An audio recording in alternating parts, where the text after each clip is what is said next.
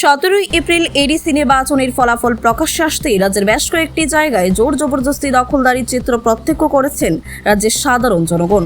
এমতো অবস্থায় তিপ্রামথার অতি উৎসাহিত কর্মী সমর্থকরা সরকারি সম্পত্তি দখলদারিতেও ছাড় দিচ্ছেন না। গতকাল ত্রিপুরার মানচিত্রে অন্যতম পর্যটন কেন্দ্র ছবিমুড়াতে মথা দলের বেশ কিছু অতি উৎসাহিত কর্মী সমর্থকরা পর্যটন কেন্দ্রের মূল ফটকে তালা ঝুলিয়ে বিক্ষোভ দেখাতে থাকে। মথা দলের কর্মীদের অভিযোগ, এডিসি ক্ষমতায় রয়েছে, তাদের দল সেই পরিপ্রেক্ষিতে ছবিমুড়া তাদের আয়ত্তে থাকতে হবে।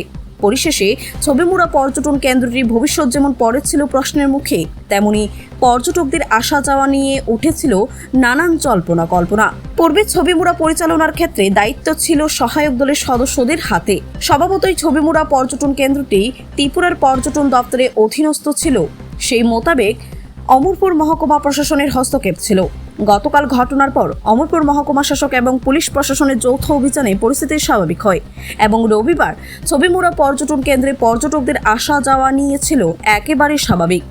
মহকুমা শাসক অনুপম চক্রবর্তীর দাবি, গতকাল যে ঘটনা সংঘটিত হয়েছে সেই পরিপ্রেক্ষিতে তিনি বলতে গিয়ে বলেন, আগামী 28 এপ্রিল বিকাল 3 ঘটিকায় মহকুমা শাসকের কার্যালয়ে দুই পক্ষের সদস্যদের নিয়ে একটি বৈঠক অনুষ্ঠিত হবে। বৈঠকে সরকারি নির্দেশ মতে যে সিদ্ধান্ত গ্রহণ করা হবে সেই সিদ্ধান্ত গ্রহণের উপরেই বর্তমান ছবিমুড়া পরিচালিত হবে। না, ছবিমুড়াতে গতকালকে যেটা হয়েছিল সেটা একটার মধ্যে আমরা তাদেরকে বুঝিয়ে আমরা এখান থেকে ওনাদের সরাতে সক্ষম হয়েছি। আমাদের মহকুমা প্রশাসন এবং পুলিশ প্রশাসন যৌথভাবে আমরা এই কাজটা করেছিলাম। তারপর থেকে ওনারাও এগ্রি করেছেন যে না, এই ধরনের কোনো অনাকাঙ্ক্ষিত ঘটনা এখানে আর ঘটবে না। এবং তার পরিপ্রেক্ষিতে আজকে সশরীরে আমরা সবাই এসেছি এখানে দেখার জন্য যে নর্মাল রয়েছে কিনা বা নর্মালসি মেনটেন হচ্ছে কিনা। তো এই পরিপ্রেক্ষিতে আপনাদের আমি জানাতে চাই এবং আপনাদের মাধ্যমে আমি সমগ্র অমরপুরবাসী এবং ত্রিপুরাবাসীকে এটা জানাতে চাই যে ছবিমুড়ার যে কার্যকলাপ সেটা একদম নর্মাল রয়েছে। টুরিস্টরা নর্মালভাবে আসছেন এবং এখানে আনন্দ উপভোগ করছেন। ওনারা বোটিংয়ের মাধ্যমে ভ্রমণ করছেন, করে তারপর আবার যার যার গন্তব্যস্থানে পৌঁছে যাচ্ছে। তাদের সঙ্গে আমাদের এইটুকুই কথা হয়েছে যে ওনারা একটা আলোচনার জন্য আমাদের কাছে সময় চেয়েছিলেন। তো অ্যাকর্ডিংলি আমরা মঙ্গলবার দিন বিকেল 3টের সময় এসডিএম অফিসে আমরা ওনাদের নিয়ে আলোচনায় বসবো।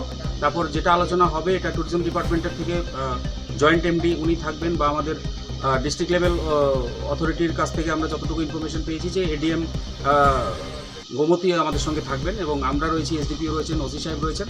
আমরা সবাই মিলে কথাবার্তার মাধ্যমে আলোচনা করে যেটা সিদ্ধান্ত হবে সেটা আমরা আমাদের ঊর্ধ্বতন কর্তৃপক্ষের কাছে জানাবো এবং তার পরিপ্রেক্ষিতে যে সিদ্ধান্ত হবে সেটা পরবর্তী সময় ঊর্ধ্বতন কর্তৃপক্ষ নেবে।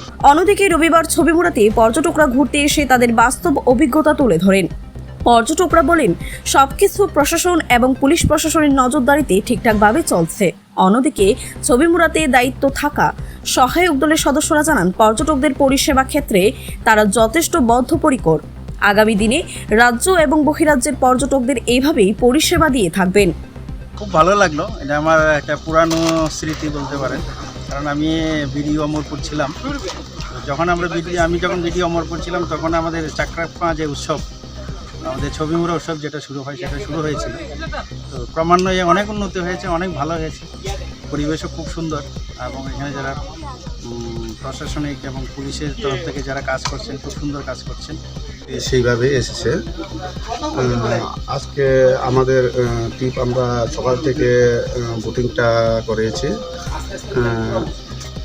এখনও অনেকে আছে, আমাদের কাছে কল এসেছে যে আমরা আছি, পর্যটনটা স্বাভাবিকভাবে চলছে নাকি। আমরা বলে দিয়েছি ওদেরকে স্বাভাবিকভাবে চলছে, ওরাও এখন আছে।